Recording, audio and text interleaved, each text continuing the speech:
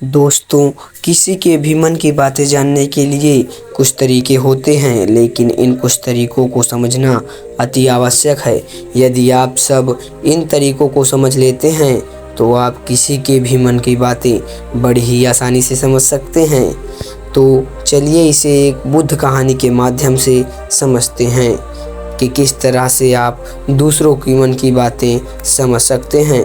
बहुत समय पहले की बात है, एक छोटा सा गांव था। उस गांव में दो भाई रहा करते थे। बड़ा भाई अंधा था, जिसके कारण वो हमेशा घर पर ही बैठा रहता था, और छोटा भाई खेती किया करता था।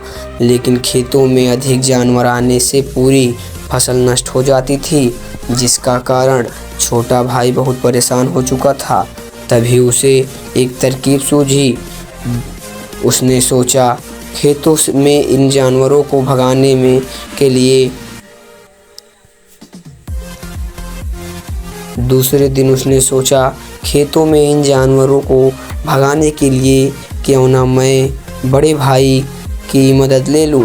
वैसे ही बड़े भैया अंधे हैं, अगर वह खेत में बैठे रहेंगे और जानवरों की आहट आने पर वह उन्हें ज़ोर से चिल्लाकर भगा सकते हैं, जिससे हमारी फसलें बच सकती हैं। इसलिए उन्हें मैं खेत में बिठा देता हूँ।